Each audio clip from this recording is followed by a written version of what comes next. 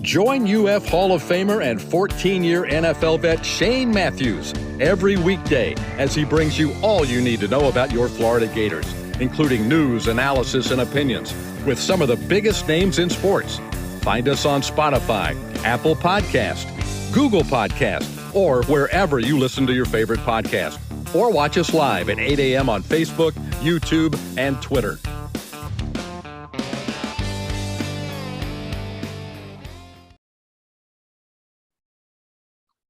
Good morning and welcome to a Thursday edition of PodUp with Matthews in the Morning from the Crime Prevention Security System Studios. Large enough to serve you, small enough to care, and it is a live edition. And it's Thursday. You know what that means. We got our college football analyst, Brent Beaird. He's also a Heisman Trophy voter. And we're going to talk a little college football, a lot to talk about today, even though it's not even July 1st, still a lot going on in college football. Let's go straight to the Titan MR hotline. Good morning, Brent Beaird. You're on the Titan MR hotline. How you doing, my man?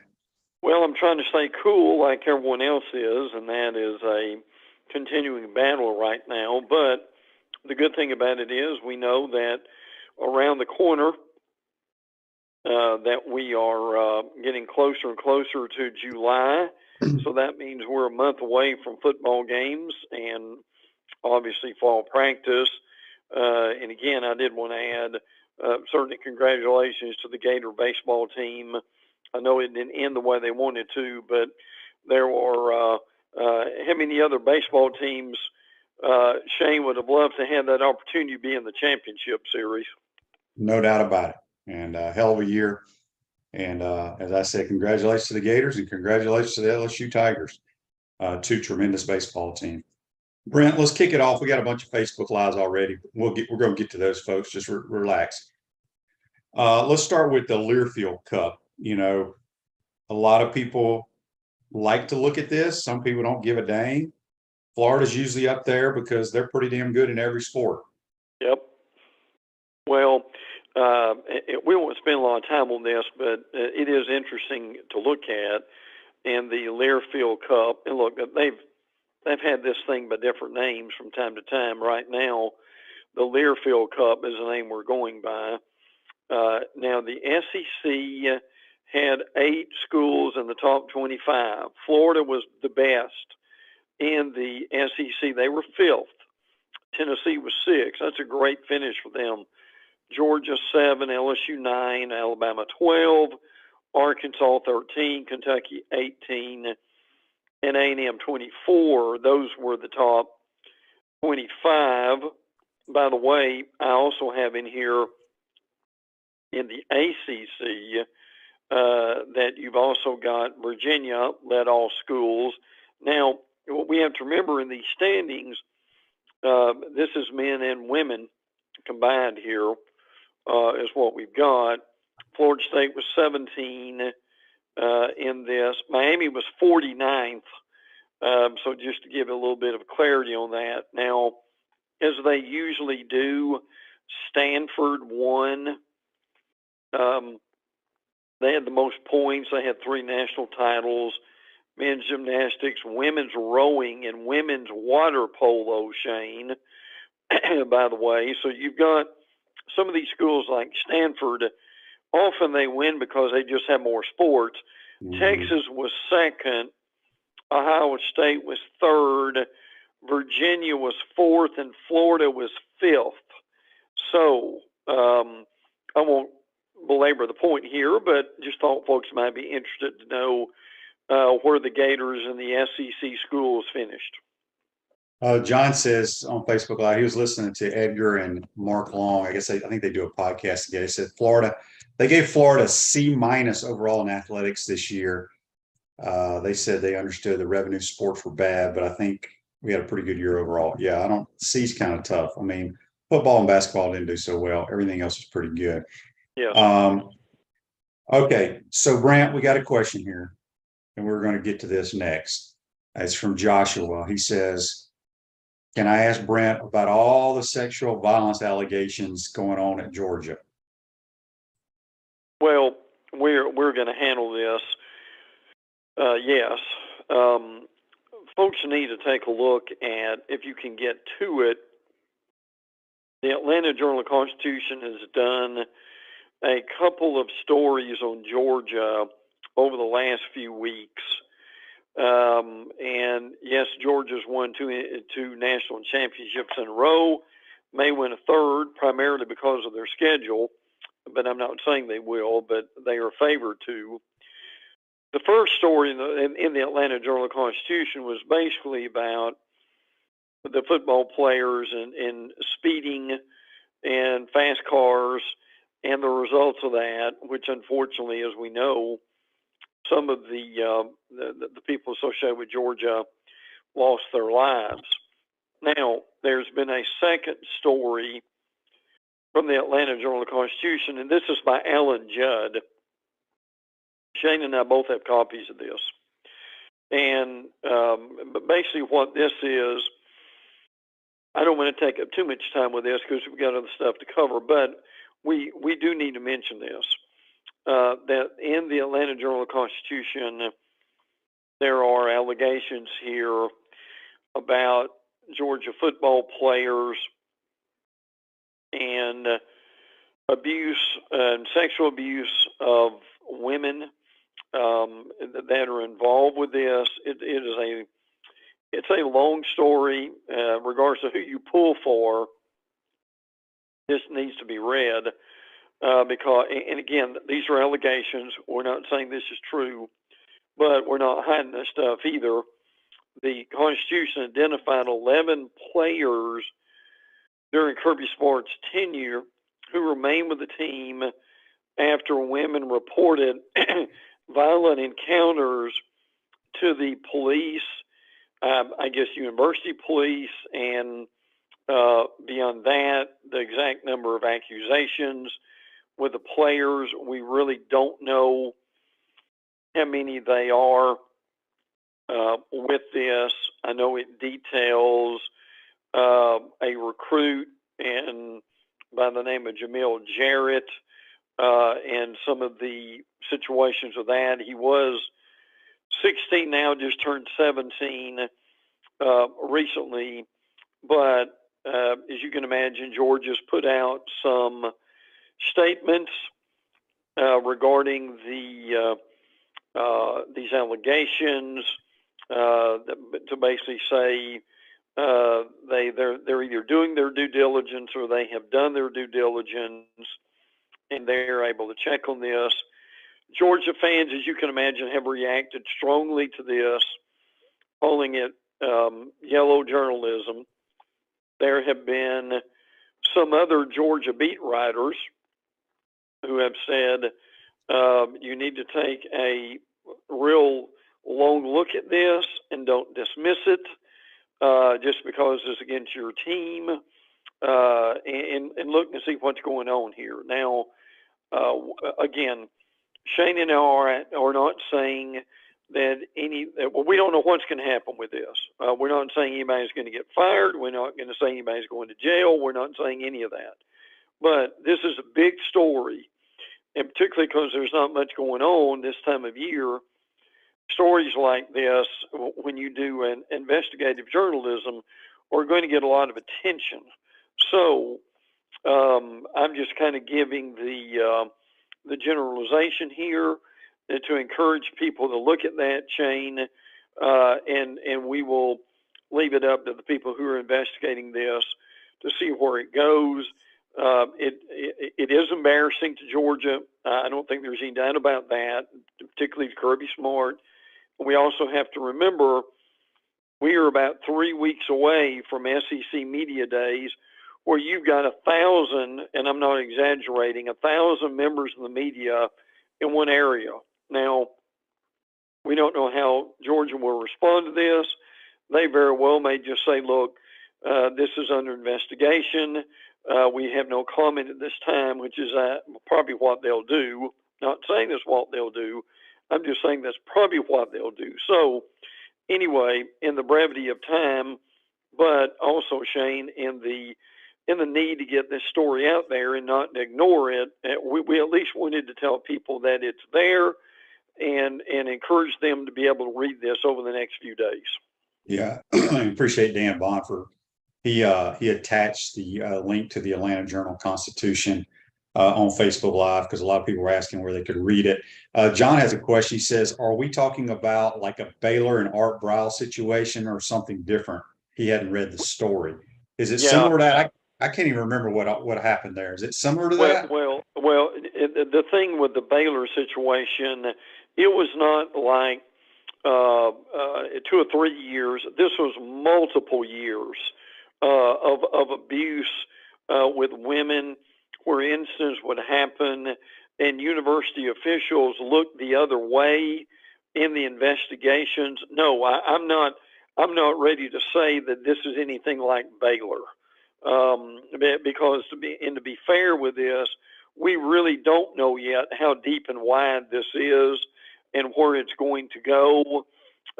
It's certainly concerning, and I know some people, and that's an honest question. I appreciate the question, but we just don't know, Shane, how detailed and how many people were involved, like it was with the Baylor situation. That was that basically was how they handled this, was by either ignoring what these women said or looking the other way, and you had multiple coaches and university officials and so forth involved in the Baylor situation, which is easily one of the most ugly situations that we've ever seen in college football. Yeah, for sure. And Dan also said it sounded like the situation similar to when Leonard Fournette was at LSU and nothing happened. So we'll see. We won't spend much more time on it, but go read it for yourself and go from there. At Chris Doring Mortgage, they do mortgage lending right, helping home buyers throughout Gainesville and North Central Florida. Call Chris Doring Mortgage today at 352-244-0840. Speaking with Brent Beaird on the Titan More Hotline. All right, Brent, I totally forgot this till I saw your notes. We got the Big 12 has their new participants playing this year, and UCF is one of them. Talk a little bit about the Big 12. We need to be aware of this because this is happening. It's official July 1. I mean, you've got to start at some point, and, well, that's the starting point. So we have got Cincinnati, Central Florida, and Houston are going to be playing in the Big 12 starting in 2023, which is this year. And we also need to add here that so is BYU. BYU, who has been an independent, is also joining the Big 12 and will, Shane, this is amazing to me, it will be, now get this, it will be the sixth different league that BYU has been a member of in football from 2011 to 2022.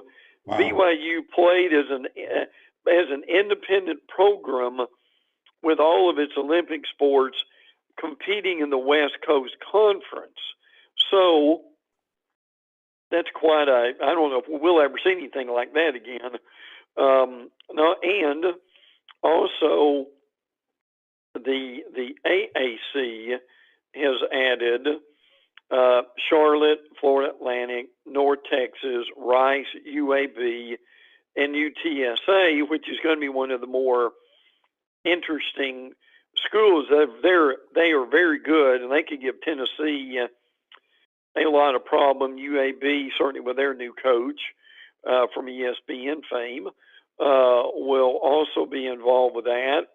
And Liberty, New Mexico State, Sam Houston, and Jacksonville State will join Conference USA as replacements in 2023.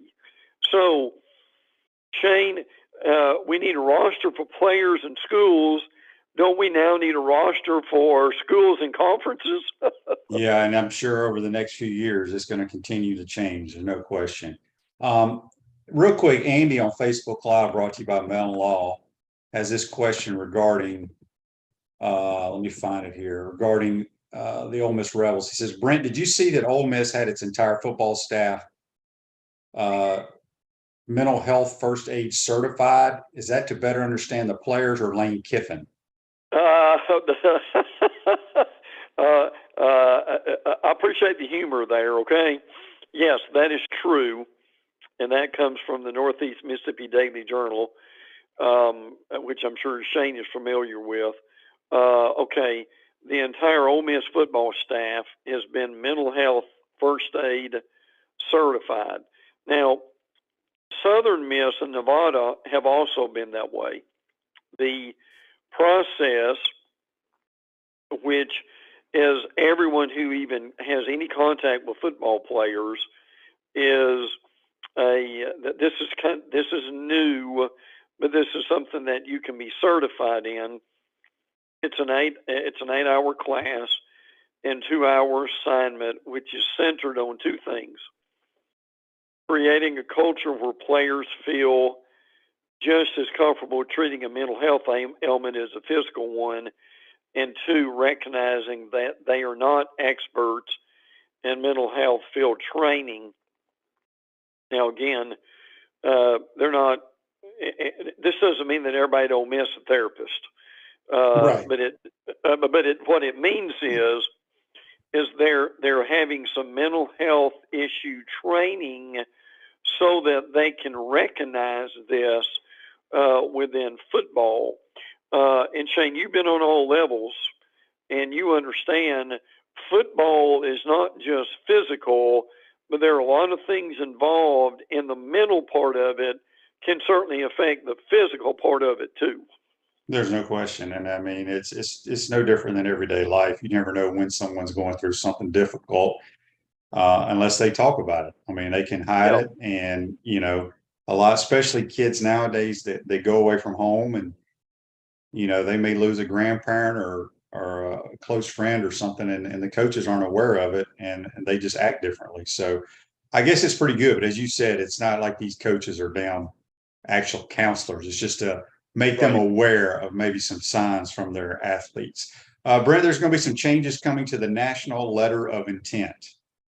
Yeah, and this is so new that we're still trying to wrap our head around this. And I give Nicole Auerbach from the Atlantic a lot of credit for this. And because it's so new, instead of trying to interpret it, we're not all going to understand this. But anyway, let's give this a whirl here. The NIL penalty will no longer apply if the NIL signee requests a release because of a head coaching change. Now, we've said for a while that if coaches leave, players ought to be able to make some changes, and the National Intent Program is taking that seriously. The NIL penalty won't apply if the athlete leaves after one academic semester. The NIL penalty is the loss of one season of competition in all sports and required 1 year in residence at the next school. One other change, per source, 4-year transfers will also be able to sign NIL after entering the portal. They don't have to do this, but signing an NIL would trigger, this is interesting, would trigger a recruiting ban. So once you sign it, other schools are supposed to leave you alone, is how I interpret that. That's pretty interesting, isn't it? These changes come from the College Commissioners Association, which is overseeing the, this is a national letter of intent, is what I've been meaning to say here, not the NIL, which is easy to get that mixed up, right, Shane? So anyway, I hope this helps a little bit on the National Letter of Intent. So we will watch that. I know that's a little bit confusing. It's new, and I'm just throwing that out there to let people know that there are changes coming. There are things they're trying to do. In other words, before you do anything with the school, at some point, you've got to assign a National Letter of Intent. So that's some of the changes going with that for folks just to be aware of that. Shane, was that as clear as mud, maybe? Yeah. I kind of tuned out there. I ain't gonna lie, because I get all that stuff gets so damn confusing, and Yeah. it's out of our control. There's nothing we're going to do about it. So, hey, Brent, I know you've been hunkered down reading all your magazines and getting your thoughts on the teams coming up. Has anything, like, after you've read all of them that come out, we know Athlon's, Lindy's, and Phil Steele have their top 20s. Has anything surprised you from anything that any of them have written? Uh, I'm going to say generally no, because a lot of this we knew that it would probably happen. Now, let me give folks a heads up here. Phil Steele is out this week. Now, Phil, and this is a good thing, waits later, and I heard him in an interview this week say, I purposely waited until the transfer portal was closed before I came out with my magazine. And because of that, and he does say this every year on his magazine, that it's the most accurate magazine of any of them. So, and I give him credit for that because he does wait. He does interview a lot of coaches, and that is helpful, frankly. And but what you said is a good question. I mean, the teams that we thought, frankly, would be rated high are Georgia, Michigan, Ohio State, Alabama, and LSU. That's pretty much the top five in some order. Florida State is up there. Washington is well thought of. Penn State is well thought of. Texas is. I'm not convinced that Texas is back. Notre Dame's like 12. And Utah is 15 for Gator fans expecting with that game, and Shane's going to be out there playing golf too. South Carolina's 24. I mentioned UTSA. They're 23, and I think they're going to scare Tennessee. Oklahoma's 21. Ole Miss is 20. I don't think Shane and I think that Ole Miss has the defense to be a top 25 team, do they, Shane? No. So, but that's just a kind of a glimpse of the top 25 overall. So, and these are things, frankly, Shane and I have been talking about since January and February, and we thought that's kind of how it would be, and that's how it's playing out in the magazine so far. Yeah, the reason I brought that up, Brent, is because, you get on Twitter and you see all these different publications with their top 25s and this, that, and the other. And right. I saw yesterday, I don't know if it's Pro Football Focus or On3, and it seems like they come out with a different poll or top 25 each week. It had the Mighty Gators at number 20. Yeah. So yeah. I'm just telling people, this team is going to be better than people think. So all the negative Nellies, look out. Brent, you got your power poll this week about the best offensive line rooms in the Southeastern Conference. Yeah, and this is interesting to look at, and I give Saturday Down South credit for this. Some of this won't be surprising. Georgia's predicted to be the number one offensive line. LSU is 2. A&M is 3, which is going to tell you a lot about their season. Alabama's 4. And I do think they'll be improved. Tennessee is 5. Now, they've got Florida at 6. And a lot of this is coming up with, and I may mispronounce this, but the Baylor transfer, help me on this, Shane, Micah Miskua, and forgive me for mispronouncing that, but if he's healthy coming back from the injury, that's going to be important. And Austin Barber at left tackle, I'm curious what you think about him. They think he may be a first rounder one day, Shane.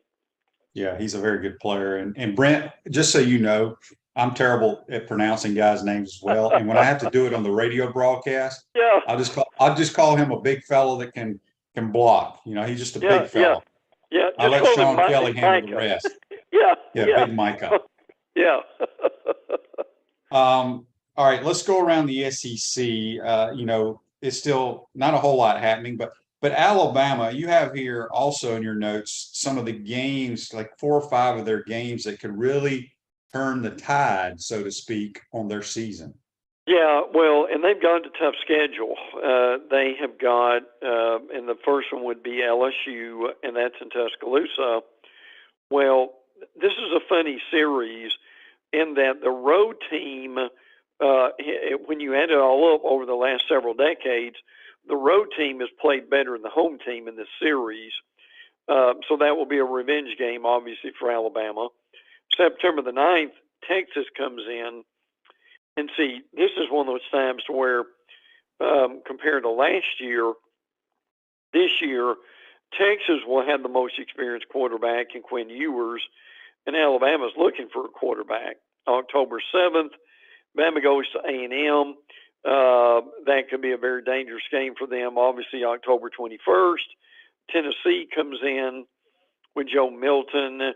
Joe Milton will be 7 games into his first season at that point if he's the quarterback. And September 23rd, that is an early conference game with Ole Miss. Again, gosh, that thing could be 45-40, something like that. Although I do think the Alabama defense will be better this year than it was last year. So, good point. And again, Julian Sayin, Sayin, who is committed to Alabama, was the MVP of the Elite 11. The Elite 11 fascinates me, and I've kind of followed it over the years, all in all. Now, again, as Shane can tell you, the Elite 11 is throwing against air, right, Shane? In shorts. Frankly. In shorts. Yeah, in shorts. So take it with a grain of salt. Yes, and I'm going to bring up something that I saw on Twitter last night. I screenshot it that I want to talk about real quick. It's kind of on the lines of Elite 11. It says 2016, I think this 24/7's top drop back quarterbacks or whatever in America. I'm going to go down this list real quick, and I want my listeners to listen to these names. It's going to be in order. I'm going to give you the first 12. This is their poll. Shea Patterson, Jacob Eason, KJ Costello, Malik Henry, Felipe Franks, Brandon Peters, Dwayne Haskins, Jack Allison, Austin Kendall, Patrick O'Brien, Messiah DeWeaver, and Jake Bentley. Okay. The general public probably has only heard about 3 or 4 of those guys. Yeah. A lot of them didn't play a whole lot of college football. No. In that same class, Justin Herbert was ranked 25th. Jordan Love was 66th, and Kyle Trask was ranked 107th. Yeah. So my point to the story is, just because these dudes are ranked and you get excited for recruiting doesn't mean they're ever going to play it down or be worth a damn. Because Shea Patterson played a little bit at Ole Miss, transferred to Michigan. Jacob Eason played a little bit for Georgia, ended up going to Washington. Yep. KJ Costello was okay at Stanford. Malik Henry signed with Florida State. Didn't he go to Auburn? Then he went to Learfield. So anyway, long story short is a lot of these guys didn't pan out. So I just think that's very interesting.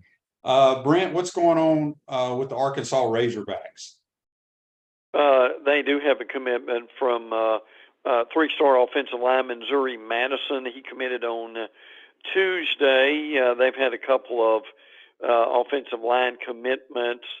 Kobe Brannon is 6'5", 303. He's from Lexington, Kentucky. Picked Arkansas over West Virginia and Miami. And I give Sam Pittman credit. He said he wanted to improve his offensive line. So the offseason has been a lot of rebuilding the offensive line as far as recruiting. Yeah. Joshua has a question here for both of us. He says, Brent, Shane, do you think with what the Gators have now and coming in the 2024 class that in 2 years, the Gators will have the best linebacker room in the country? I mean, that's hard to say. I mean, you got to I'll let you know that in 2 years once I've seen the guys play a little bit. But again, you just heard my list of quarterbacks. Okay. A lot of those dudes didn't play at all at their schools. So we shall see. Auburn Tigers, Brent, Any news coming out of the Plains? The interesting thing here is they have had a lot of turnover. Now, Shane, tell me how many times you've ever heard this. The 85-man roster from last year has undergone a near 50% overhaul in less than 7 months. That's staggering, isn't it, Shane?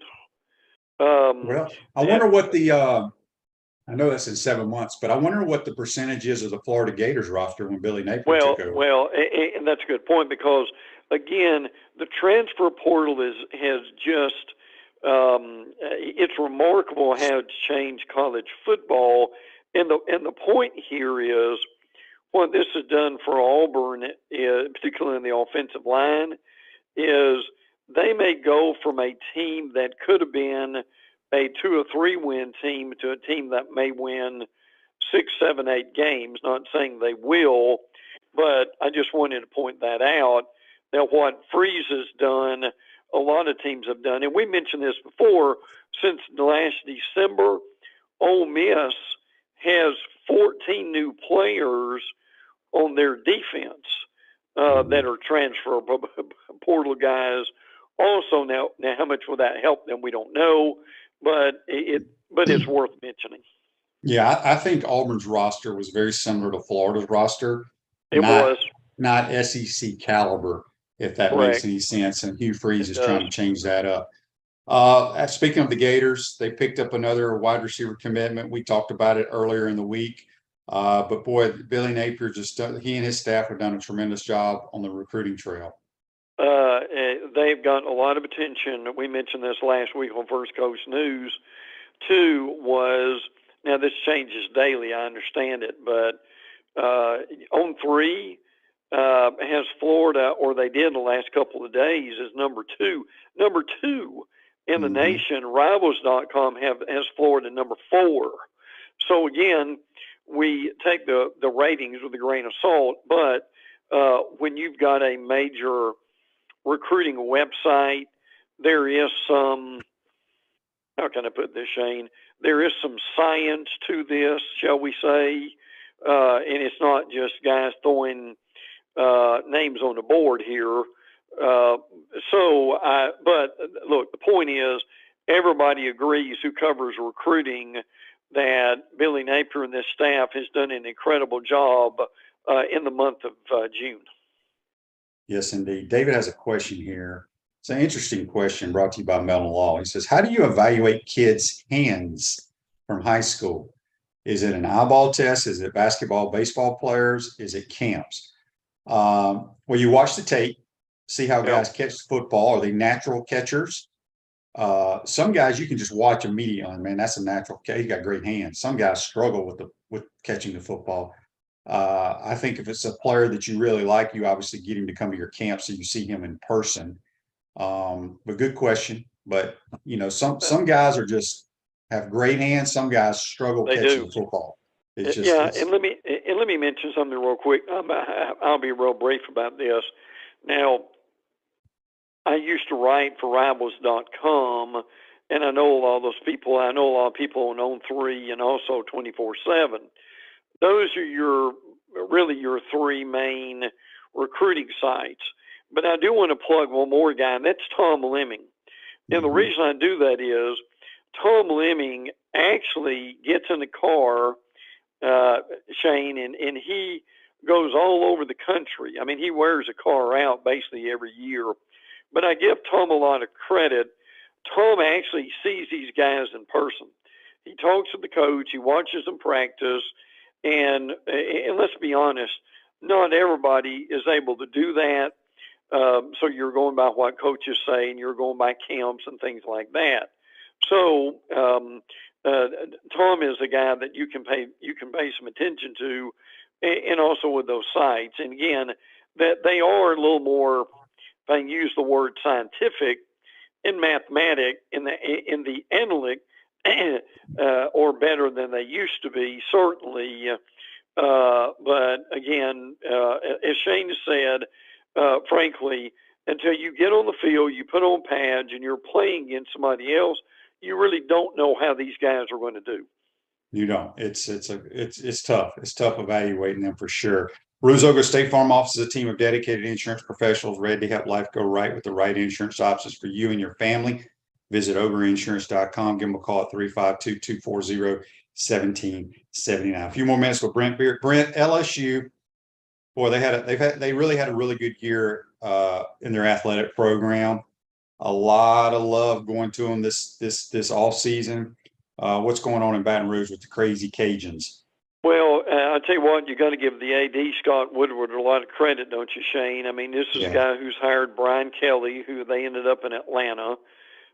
Kim Mulkey, who won the national championship women's basketball, and Jay Johnson, who in year two, goodness, maybe one of the best runs we've ever seen, frankly, in baseball. So that's incredibly impressive as far as what they have done. I think we mentioned Terry Boosie, who's the number one athlete in some of the recruiting prospects, has visited LSU and Oklahoma, and that's a guy to keep your eye on.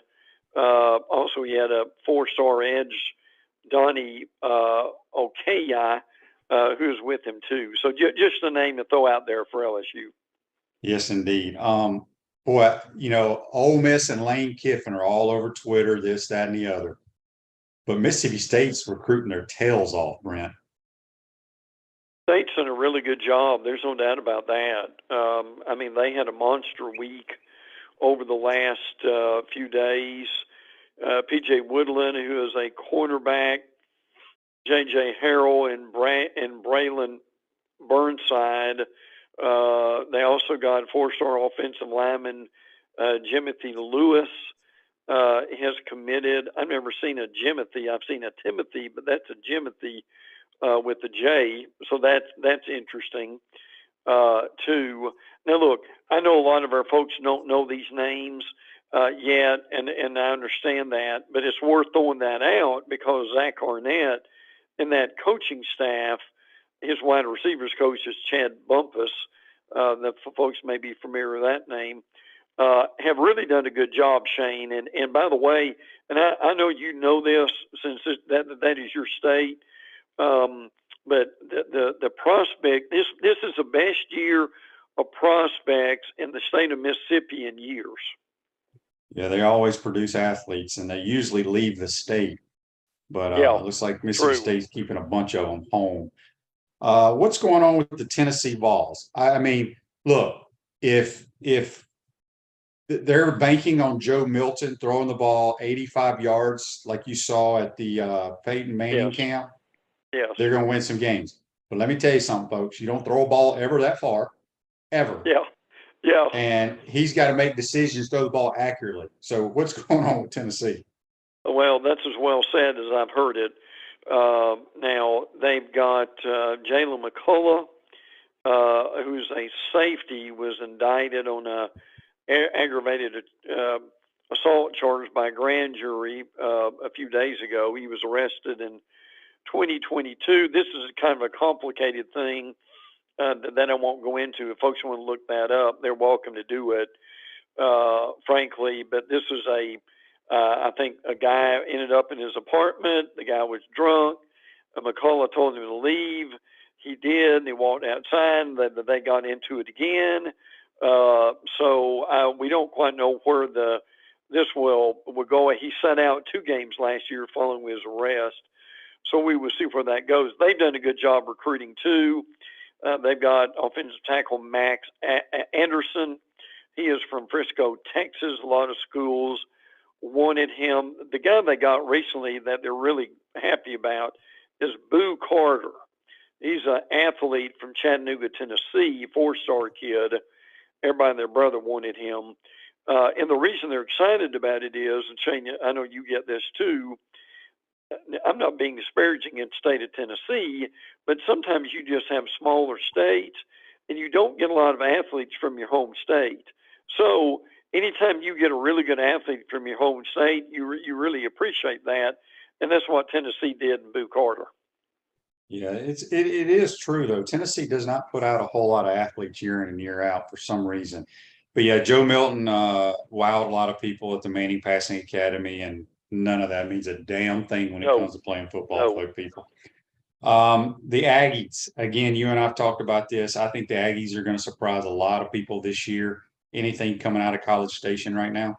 Well, unfortunately, their defensive end coach Terry Price has died. He had been sick for a while, and of course they're mourning his death. That he's been on the staff now for quite some time, so they're really sad to see that. They're hoping that A&M can be better stopping the run this year.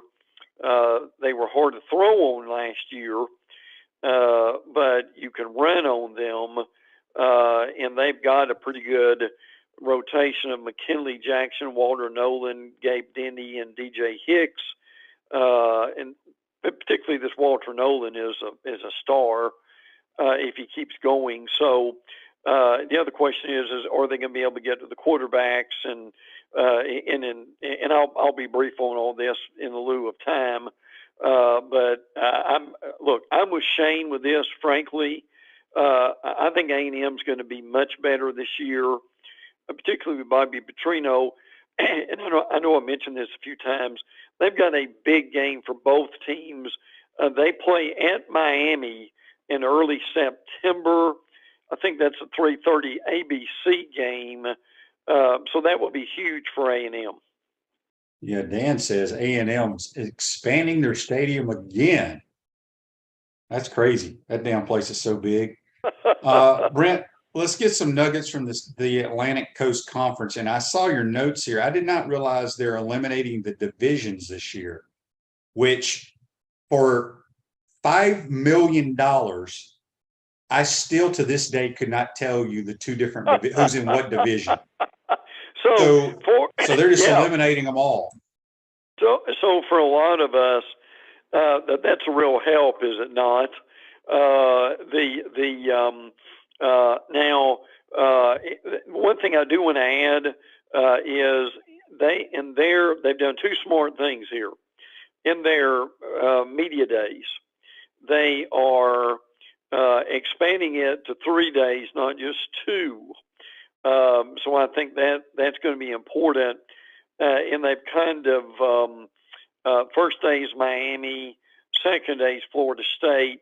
Let me say this, and the way this thing is written, it's confusing. I think what they did is and I'll double check on this. I think the elimination of division was something they did for media day more than anything else. But I'm glad they're going to 3 days. I think that's important. You're going to see a lot of people pick Florida State to win the ACC. That's what the bottom line is. Shane, I'm with you on this, and I know people disagree, and I'm fine with that. Look, I like FSU. I think they're going to be very good this year, but I still think Clemson has the best roster in the league, and I still think Clemson wins the conference. I agree 100%. I think Clemson's going to have a hell of a year. Clemson would have been in the 14 playoff last year if they would have changed their quarterback. Yeah, I agree with that. Yes. Yeah. So, any nuggets before we get you out of here, Brent? There are, at Florida State. That this is amazing. The Florida State team up was so thin at numbers over the last few years. And this year, they've got 7 offensive linemen with 20-plus starts. That's a lot for them, 207 starts, a couple of standouts so far in the summer. I know this doesn't mean much, but fans want information. Michigan State wide receiver transfer Keon Coleman and Destin Hill, another incoming wide receiver they've been waiting on for a while, have been really turning heads during summer workouts. And again, you take that with a grain of salt with this thing too. But Miami, recent commitment, St. Thomas Aquinas cornerback Ryan Mack, M-A-C-K. So some fascinating about them. And back to Shane's point about eliminating the divisions and looking up in Lindy's, it's 1 through 14 in the conference picks. There are no divisions. So, and again, remember for folks in 2024, the SEC and pretty much everybody else is eliminating divisions too. So that's another thing that we're going to have to get used to that's coming up. Or the changes in college football are unbelievable, aren't they, Shane? They are. One quick text here on the Titan Mar text line for you, Brent. It's from Jim. He says, being a Heisman Trophy voter, do you think Caleb Williams can be the second two-time winner of the Heisman Trophy? Well, he'll certainly be the favorite in how much he improves, but that there's a long list of players. Listen, this Penix kid in Washington is one of the better quarterbacks, and that few people, I won't say few, that a lot of people haven't seen. Pay attention to him about how good he's going to be. Good question. Williams will be probably the front runner in a lot of people's minds. But Shane, as we know over the years, that doesn't mean that he'll win it. It's very true. Brent, great stuff as always, my man. Appreciate your time. We'll talk to you next week. Can't wait, bud. Take care. Thanks much. That's Brent Beaird, our college football analyst. You can follow Brent on Twitter at Brent Beaird. Take a quick time out, come back. Got to get to some of these Facebook Lives and Titan Mar texts. You're watching and listening to PodUp with Matthews in the morning from the Crime Prevention Security System Studios. We'll be right back.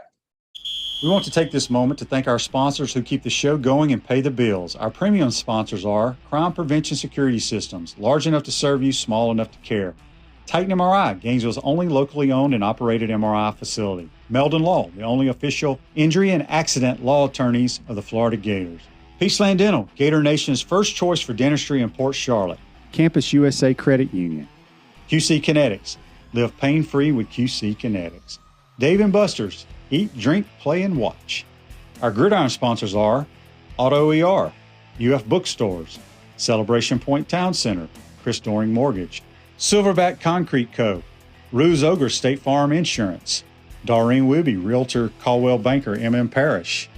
Our touchdown sponsors are Adams Ribs, Gator Dominoes, Celebrate Primary Care, Gator Bait Media, Okido America, Style Cuts, Ironwood Golf Course, Big Mills Cheesesteak, McDonald's of Gainesville, 84 Lumber, Aver and Smith, Dowling Signs, Baker's Sporting Goods, Silver Q Billiards and Sports Bar.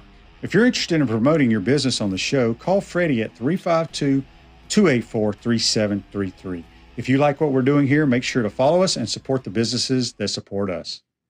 Steve Spurrier here. You know, making a reservation at my restaurant is easier than a Saturday afternoon homecoming game against Vandy. You don't have to call or email. Just go to spurriers.com, hit the reservation button, pick a date, a number of guests, and a time. It's so simple, I can do it. In fact, I just did.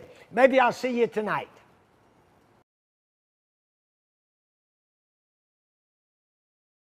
Hi, this is Steve Spurrier, former head ball coach of our Florida Gators. Business is booming at our restaurant, Spurrier's Gridiron Grill. So we're looking to hire 3 top quality front of the house managers and assistant managers. Restaurant talent acquisition is like building a championship football dynasty, and I'm recruiting great people to join our newest team. Thanks to the overwhelming support of people here in Gainesville, the Gator Nation, and fans of all the teams, Spurrier's Gridiron Grill is one of the busiest restaurants in the state. And with our weekend brunch buffet and our takeout options coming soon, we're looking to add a few new restaurant leaders. Everyone knows a coach sometimes is about as good as all of his talent, his players, and his assistant coaches.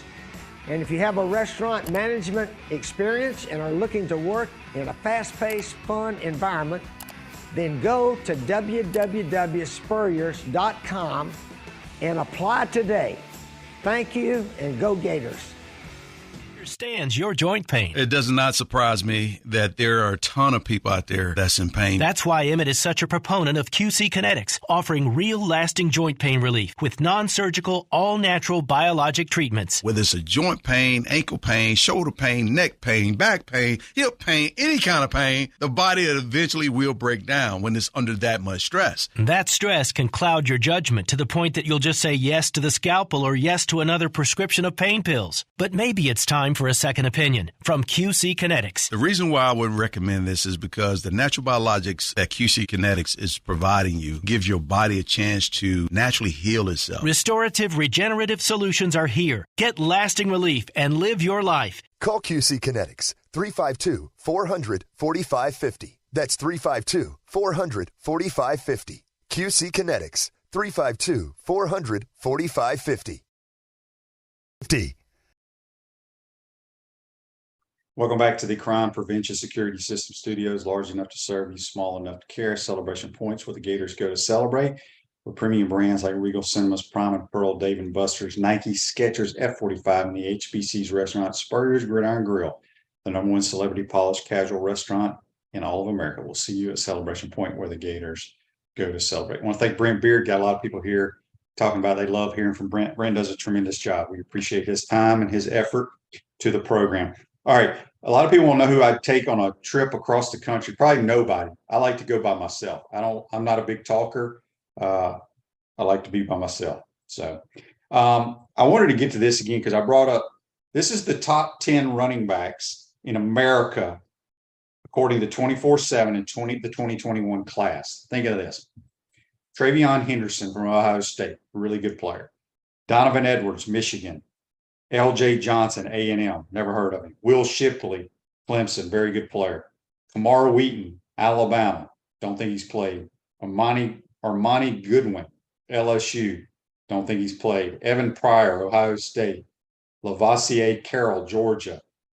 Travion Cooley, Louisville. Kamario Edwards, number 10 at North Carolina. I haven't heard a lot of those guys, so I just think it's interesting to go back and look at these top rankings of these high school players. Amy says, Shane, speaking of hands, have you ever seen anyone with bigger hands than Marty Booker when you were at the Bears? They used to say they were as big as dinner plates. They were huge. Marty Booker out of Louisiana Monroe. Yeah, he had enormous hands. I'll never forget, he needed for a bonus 100, if he got like 100 catches or somewhere around there, he got a bonus, and it was the last game of the year. And he needed like 3 catches. We just threw him 3 wide receiver screens like the first 2 series to make sure he got his bonus. But Marty Booker was a heck of a player. Davis is a talk show host who doesn't like to talk. Anybody that knows me personally, David, will tell you I'm an extremely quiet guy. And they wrote me into doing this podcast. So congratulations to those people for being able to do that. This day of sports brought to you by our good friends at Campus USA Credit Union. Put some star power to work in your financial life with Campus USA Credit Union. This day in sports, I thought this was interesting. In 1995, the Memphis Mad Dogs was their first game against the Calgary Stampeders of the Canadian Football League. People remember the United States had 4 or 5 teams in the U.S. that were part of the Canadian Football League. And I'll never forget the Shreveport team. I forgot what they were called. They used to call my agent, and this was in like 1994 or 95. I was just a backup second or third guy with the Bears trying to get me to come play for the Shreveport team. But we decided against it, and it worked out okay, I guess. John says, I heard McElroy and Kubelik putting Florida on the same tier as Missouri and Vanderbilt. I think they were at least right there with Carolina and Kentucky. I don't know. I guess he's referring to our football team. I'm telling you right now, man, just wait. Just wait. We are better than Missouri. We're better than Vanderbilt. We're better in Carolina. We're better in Kentucky. Take that to the bank. And we'll see what happens. Silverback Concrete is a family-led team of heavy concrete specialists that build commercial structures with unrivaled quality. Hope you enjoyed today's program. Have a great day out there, folks. Take care. See you tomorrow.